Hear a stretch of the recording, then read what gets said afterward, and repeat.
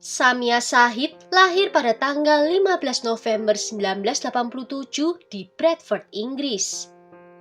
Dia memiliki seorang saudara perempuan bernama Madiha. Keduanya tumbuh di Bradford di bawah pengaruh perpaduan budaya Inggris dan juga Pakistan. Menjadi imigran generasi kedua, mereka terombang-ambing di antara dua dunia budaya itu, di mana mereka harus menyeimbangkan nilai-nilai dan tradisi Pakistan dan juga budaya Barat. Keluarga Shahid dan kerabat mereka cukup terkenal di Bradford karena banyaknya bisnis yang mereka jalankan. Orang tua Samia memiliki bisnis limosin dan penyewaan mobil. Salah satu pamannya mengelola toko ikan dan keripik, sedangkan paman lainnya memiliki toko bunga. Samia adalah seorang gadis yang sangat ramah, ceria, dan juga lincah. Dia selalu tersenyum di atas segalanya. Dia mencintai ayahnya dan juga dekat dengannya. Kata-kata dari ayahnya adalah hukum baginya dan dia siap melakukan apapun baginya.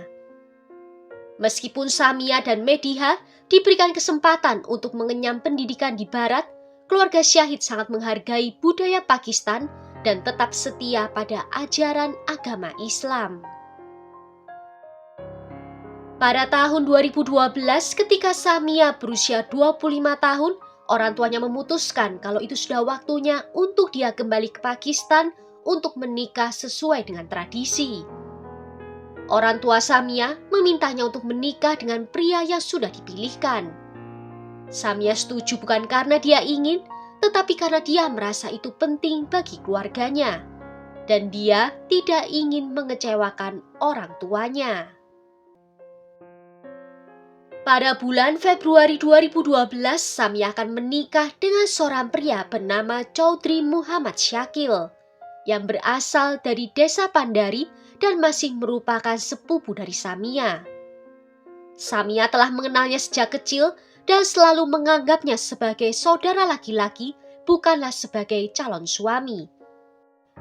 Apalagi sejak itu dia baru saja dibebaskan dari penjara karena menembak seseorang akibat sengketa tanah. Samia berusaha untuk bersemangat dalam merencanakan pernikahan yang akan datang. Tetapi jauh di lubuk hatinya, dia tahu bahwa uang tidak bisa membeli kebahagiaan. Samia tahu orang tuanya menginginkan suami yang terbaik untuknya, tetapi dia merasa bahwa pernikahannya nanti tidak akan membuatnya bahagia. Di saat bersamaan, dia tidak bisa memberitahu keluarganya sehingga dia berusaha sekuat tenaga untuk tetap terlihat bahagia. Di pertengahan Februari 2012, ketika Samia akan naik pesawat untuk terbang ke Pakistan, dia menuliskan pesan teks kepada temannya dan mengakui bahwa dia telah membuat kesalahan terbesar dalam hidupnya. Pada tanggal 27 Februari 2012, pesta selama 4 hari dimulai dengan lebih dari 1.000 orang tamu. Sebagai hadiah pernikahan, ayah Samia memberikan pengantin baru itu sebuah rumah yang terletak di sebelah rumah keluarga. Samia sebenarnya tidak dapat menerima gagasan untuk menetap di desa kecil itu. Namun Samia tetap tinggal di rumah itu bersama suaminya selama 4 bulan sebelum kembali ke Bradford, Inggris. Pada bulan Juni 2012, tanpa suaminya, Samia kembali ke Inggris. Sedangkan suaminya masih di Pakistan menunggu dokumen imigrasi.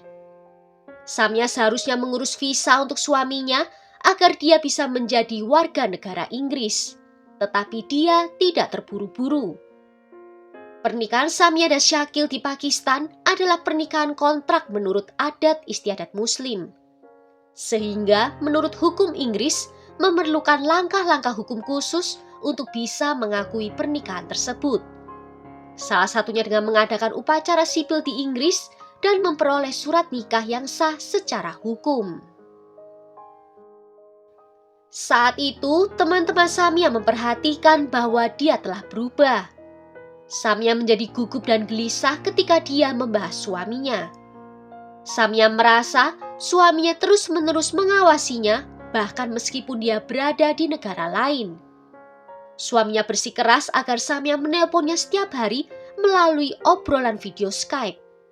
Samia merasa terjebak. Dia mengatakan pada temannya kalau dia ingin mati saja karena dia membenci hidupnya. Samia kembali ke Pakistan dan tinggal bersama suaminya selama 6 bulan. Ketika dia kembali lagi ke Inggris, teman-temannya memperhatikan kalau ada yang berubah dari sikapnya Samia. Dia mulai terlihat ceria, bahagia, selalu tersenyum dan mudah bergaul.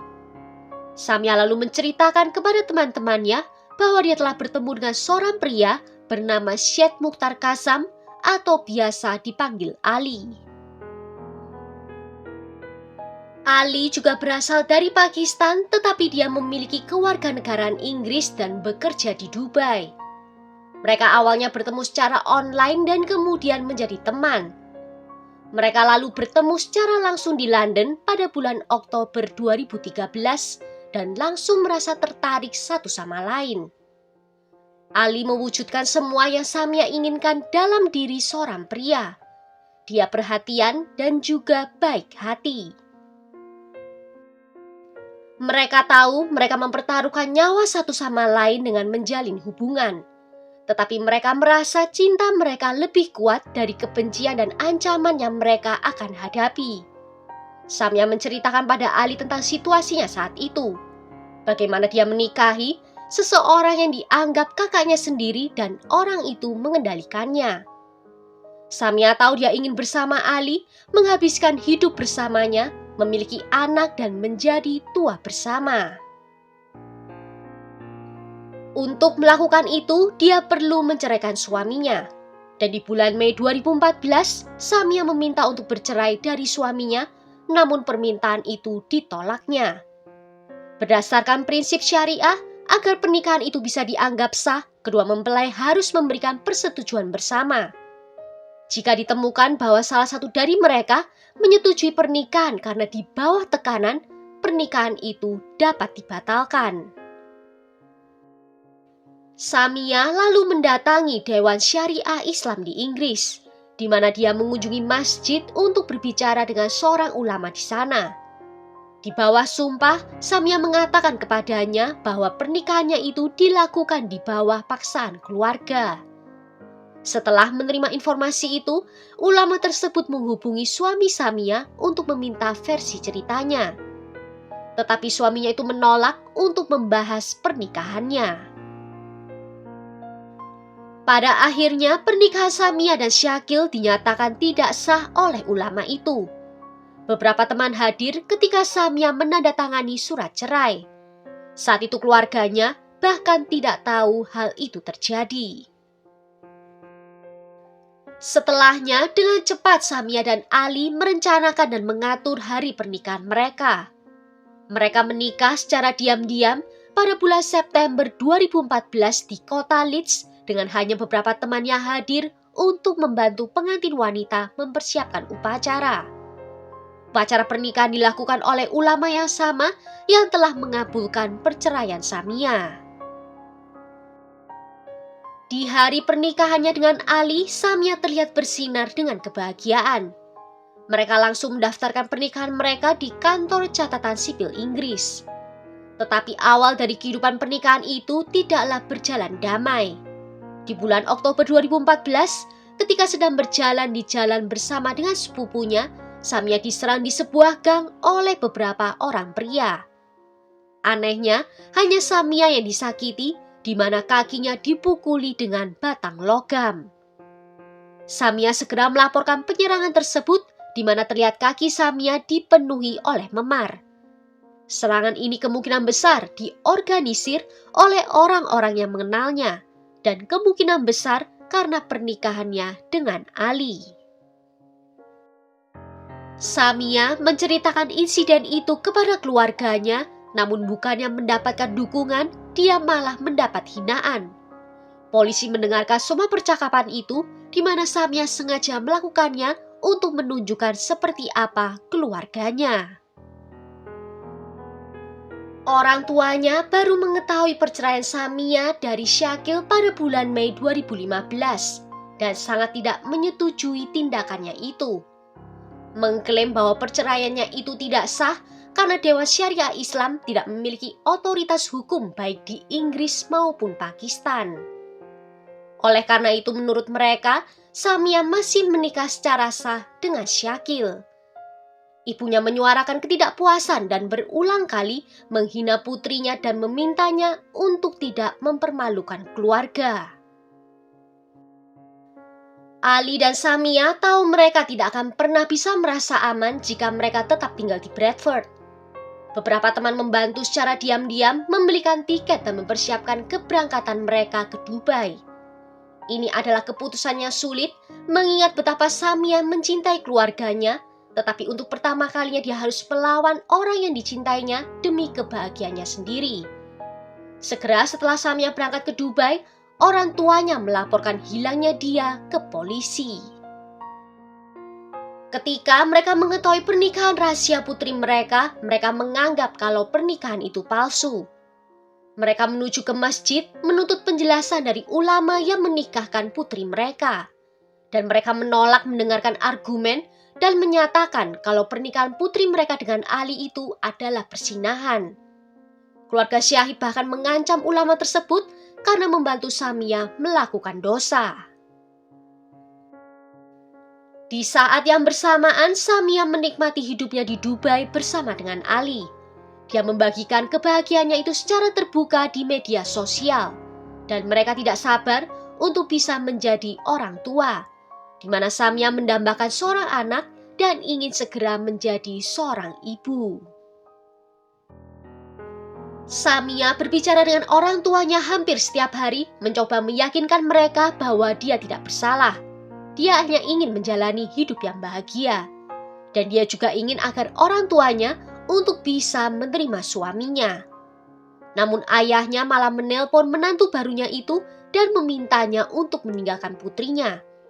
Tentu saja Ali menolak dengan mengatakan bahwa dia tidak akan pernah meninggalkannya. Ali dan Samia di mata orang tua dan kerabat lainnya dianggap tidak menghormati keluarga.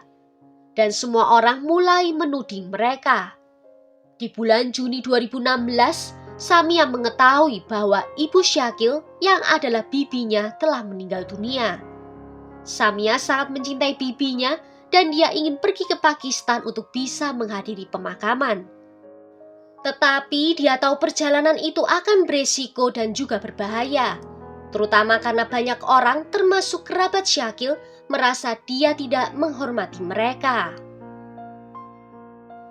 Ali menyarankan agar perjalanan itu tidak dilakukan dan Samia setuju kalau lebih baik dia tinggal di Dubai. Namun ayahnya saat itu juga berjuang dengan masalah kesehatan yaitu diabetes. Suatu hari, Samia menerima telepon dari ibunya yang mengatakan kalau kesehatan ayahnya memburuk secara signifikan dan dia mungkin tidak punya banyak waktu lagi. Pada tanggal 14 Juli 2016, Ali mengantarkan Samia ke bandara. Samia mencoba meyakinkan suaminya bahwa dia akan baik-baik saja. Di malam pertamanya di Pakistan, Samia menginap di rumah temannya. Dia meninggalkan dokumen dan tiket pulangnya di sana supaya lebih aman. Samia terus-menerus berhubungan dengan suaminya untuk meyakinkannya tentang keselamatannya. Pada tanggal 18 Juli, dia mengunjungi makam bibinya bersama dengan ayahnya. Dan di tanggal 19 Juli, Ali memberitahu Samia tentang mimpi buruk yang dia alami dan Samia menjawab untuk memintanya berdoa agar dia bisa kembali pulang dengan selamat. Samia seharusnya terbang pulang pada tanggal 21 Juli. Tetapi pada tanggal 20 Juli, sudah tidak ada kabar lagi dari Samia. Keheningan ini mengkhawatirkan Ali. Di malam itu, seorang pria menelpon ke kantor polisi Pandari melaporkan kematian putrinya. Dan ketika polisi tiba di lokasi, mereka menemukan jenazah wanita berada di bawah tangga. Dan jenazah itu teridentifikasi sebagai Samia. Sepatunya tergeletak di dekatnya, tas tangannya berada di kakinya, dan wajahnya ditutupi syal hitam. Matanya tertutup dan mulutnya mengeluarkan busa. Penelpon itu teridentifikasi sebagai ayah Samia. Dia mengatakan kalau Samia tinggal di rumah itu bersama dengan suaminya dan menyebut kalau putrinya itu terjatuh dari tangga dan meninggal dunia. Ketika polisi bertanya di mana suaminya itu berada, ayah Samia mengangkat bahu dan mengatakan kalau dia tidak tahu. Keluarganya lalu menguburkan Samia pada hari yang sama dia meninggal dunia. Dari hasil otopsi, tidak ditemukan ada luka atau tanda-tanda kekerasan pada tubuh Samia, dan kematiannya tidak dianggap mencurigakan. Berita kematian Samia menyebar dengan cepat, namun tiap berita saling bertentangan. Beberapa mengatakan kalau Samia meninggal dunia karena serangan jantung atau serangan asma. Sementara yang lain menyatakan dia terjatuh dari tangga yang mematahkan lehernya. Ali menerima telepon dari sepupu Samia yang memberitahunya bahwa Samia meninggal dunia karena serangan jantung. Ali tentu saja tidak mempercayainya. Awalnya dia mengira kalau itu adalah lelucon, mungkin keluarganya hanya berusaha untuk menahannya di Pakistan. Dia lalu mengambil penerbangan pertama untuk bisa terbang ke Pakistan, dan setibanya di sana dia mengetahui kalau Samia benar-benar mati. Dia lalu pergi ke kantor polisi Pandari dan melaporkan bahwa istrinya telah terbunuh. Ali menjelaskan bagaimana keluarganya sangat marah saat Samia bercerai dari suami pertamanya. Cerita itu jelas mengubah perspektif polisi tentang kematian Samia. Mereka berspekulasi bahwa ini mungkinlah pembunuhan demi kehormatan, tetapi tidak bisa berbuat apa-apa karena jenazahnya telah dikuburkan. Akhirnya, Ali menerima salinan laporan otopsi Samia yang menyatakan bahwa ditemukan lebam berwarna coklat kemerahan di sekitar lehernya. Dan penyebab kematiannya tercatat karena pencekikan. Air mani juga ditemukan di dalam tubuhnya Samia. Diduga, polisi awalnya disuap untuk menyembunyikan informasi ini. Ali segera mengadakan konferensi pers di Pakistan yang menunjukkan kepada media foto-foto memar di leher istrinya. Dia ingin apa yang terjadi pada Samia diketahui secara luas. Ali membutuhkan perlindungan polisi selama 24 jam karena dia mulai menerima banyak ancaman pembunuhan. Teman-teman Samia di Inggris ikut membantu, di mana mereka menghubungi anggota parlemen Bradford, di mana anggota parlemen tersebut menuliskan surat kepada Perdana Menteri Pakistan untuk memberitahu dia tentang kematian Samia dan berani menyebutnya sebagai pembunuhan demi kehormatan. Barulah sejak itu, polisi Pakistan memulai penyelidikan menyeluruh atas kematian Samia. 8 hari setelah Syakil melarikan diri, dia ditangkap dan dibawa untuk diinterogasi bersamaan dengan ayahnya Samia. Syakil mengaku bahwa dia hanya ingin memaksa istrinya untuk membatalkan pernikahannya dengan Ali dan memintanya untuk tinggal bersamanya lagi di Pakistan. Dan dia marah karena istrinya itu meninggalkannya dan melarangnya untuk kembali lagi ke Inggris. Pada pagi hari di tanggal 20 Juli, dia menggeledah barang-barang Samia untuk mencari paspor dan tiket pulangnya. Tetapi dia tidak menemukan apapun. Syakil mencoba menghentikan kepergian Samia, tetapi Samia menolaknya. Dengan marah dia mendorongnya ke tempat tidur dan mulai melecehkannya. Samia kemudian mencoba melarikan diri dari rumah, tetapi Syakil menyusulnya, melilitkan syal di lehernya dan menariknya erat-erat. Ayah Samia menyangkal keterlibatan apapun. Namun, penyelidik yakin bahwa keluarga Syahid dan Syakil tidak menerima upaya Samia untuk bercerai, menikah dengan pria lain, dan pindah bersama suaminya ke Dubai. Dan hal itu dinyatakan mempermalukan keluarga mereka. Mereka yakin ketika Samia mencoba melarikan diri, dia bertemu dengan ayahnya yang telah bekerja sama dengan mantan suaminya. Sementara mantan suaminya mencekiknya, ayah Samia memegangi kaki putrinya. Setelah Samia meninggal dunia, mantan suaminya itu melarikan diri dan ayahnya mencoba untuk menutupi kejahatan itu sebagai kecelakaan. Masalahnya adalah kurangnya bukti. Meskipun kematian Samia dinyatakan sebagai pembunuhan, tidak bisa dibuktikan siapa yang melakukannya. Pada bulan September 2018, setelah 2 tahun dalam tahanan, Shakil dibebaskan dengan jaminan. Terlepas dari pengakuannya, itu dianggap tidak cukup untuk menjatuhkan hukuman di Pakistan. Pada tahun 2019, dia menikah lagi dengan seorang wanita Inggris keturunan Pakistan dan mengajukan visa pasangan untuk bisa masuk ke Inggris. Namun, anggota parlemen memastikan permohonan visanya itu ditolak. Setelah 4 bulan di penjara, ayah Samia mengajukan banding ke Mahkamah Agung dan dibebaskan karena tidak cukup bukti. Pengadilan mengatakan tidak ada bukti yang cukup untuk bisa menahannya lagi.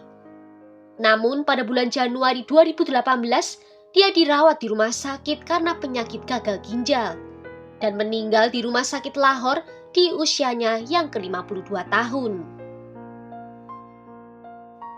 Pada bulan Oktober 2016, surat perintah penangkapan dikeluarkan untuk ibu dan saudara perempuan Samia.